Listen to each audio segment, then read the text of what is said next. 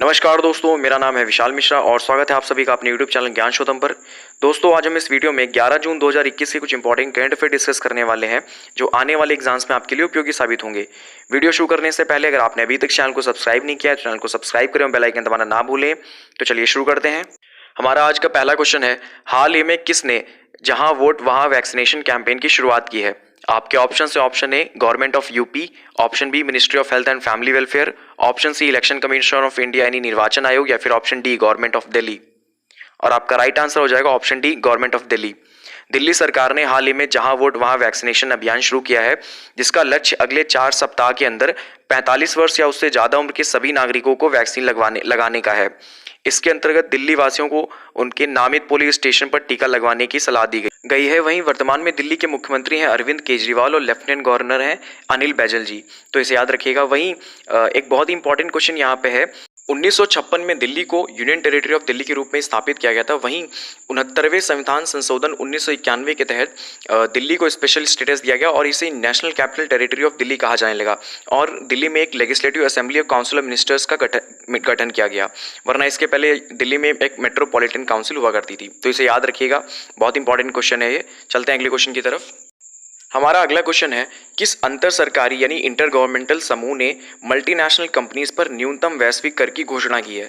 आपके ऑप्शंस हो जाएंगे option A G20, option B European Union, option C G7 या फिर option D world trade organisation. और आपका राइट आंसर हो जाएगा ऑप्शन सी G7।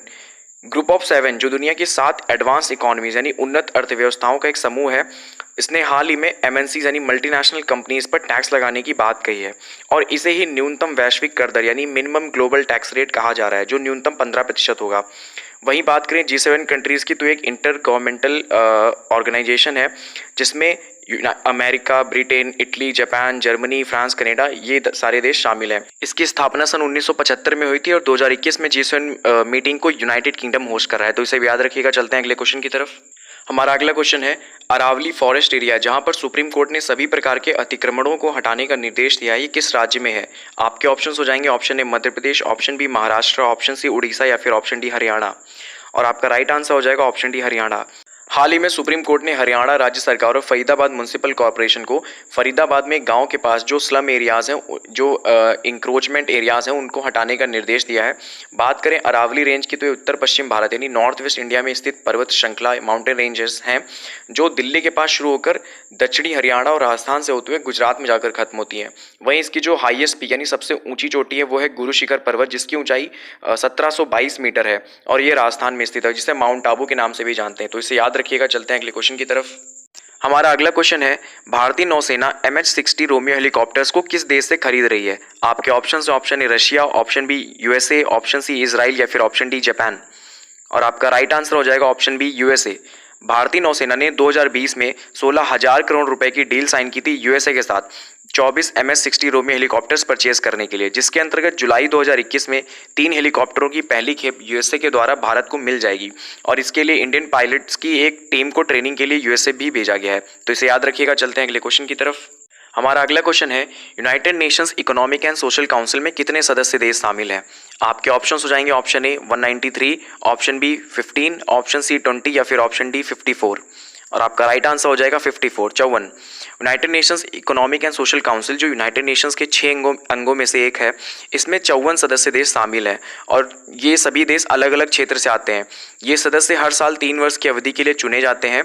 हाल ही में भारत को एशिया पैसिफिक क्षेत्र से 2022 से 24 तक के लिए इकोनॉमिक एंड सोशल काउंसिल का सदस्य चुना गया है और हाल ही में एंटोनियो गुटेरेस जो वर्तमान में यूनाइटेड नेशंस के सेक्रेटरी जनरल हैं, इनको लगातार दूसरे कार्यकाल के लिए नामित किया गया है और जिसे फॉर्मल अप्रूवल के लिए जनरल असेंबली यानी महासभा के पास भेजा गया है, तो इसे याद रखिएगा। चलते हैं अगले क्वेश्चन की तरफ।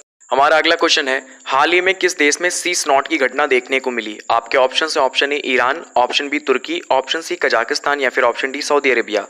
और आपका राइट आंसर हो जाएगा ऑप्शन बी तुर्की। तुर्की के मरमरा सी में सी स्नॉट का प्रकोप बढ़ता जा रहा है, जिसके कारण समुद्री पारिस्थितिकी तंत्र को काफी नुकसान पहुंचने की संभावना है।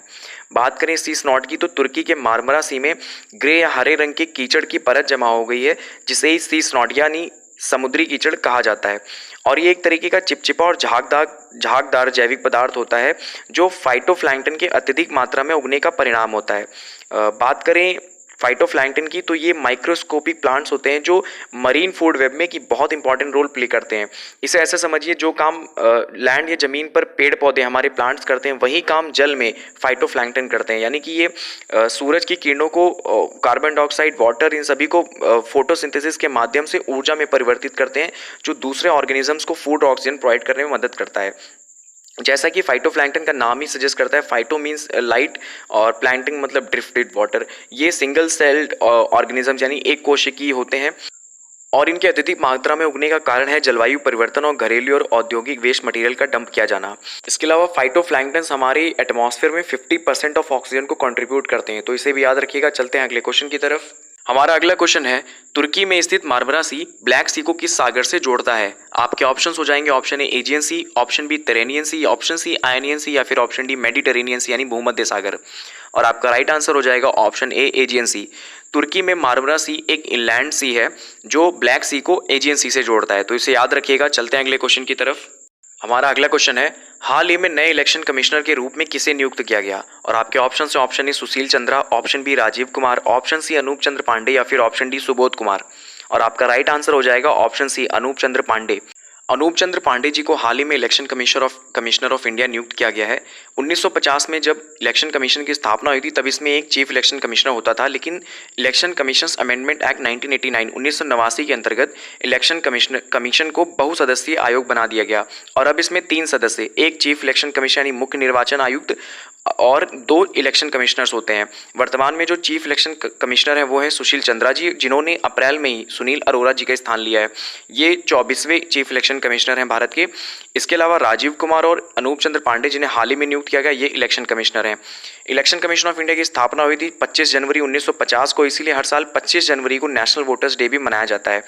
और क्या बचा, आर्टिकल 324 हमारे संविधान का आर्टिकल 324 इलेक्शन कमिश्नर को चुनाव संबंधी शक्तियां प्रदान करता है और इसके अंतर्गत पार्लियामेंट के जो इलेक्शंस होते हैं, Lok Sabha, Rajya Sabha, state legislative assemblies यानी विधानसभा के इलेक्शन, प्रेसिडेंट और वाइस प्रेसिडेंट के election election commission of India कराता है, तो इसे याद रखिएगा। चलते हैं अगले क्वेश्चन की तरफ।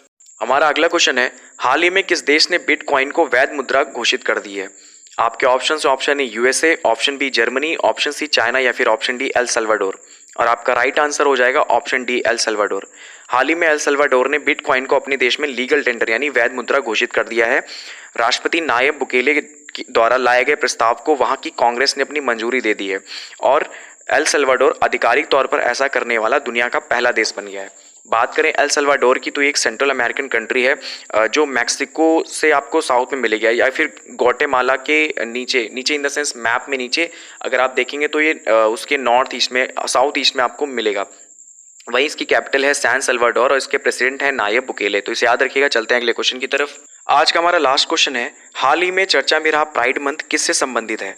आपके ऑप्शन से ऑप्शन ए जनजाति समुदाय के संघर्षों से, ऑप्शन बी एलजीबीटीक्यू समुदाय के संघर्षों से, ऑप्शन सी महिलाओं के प्रति हिंसा के खिलाफ उनके संघर्षों से या फिर ऑप्शन डी इनमें से कोई नहीं।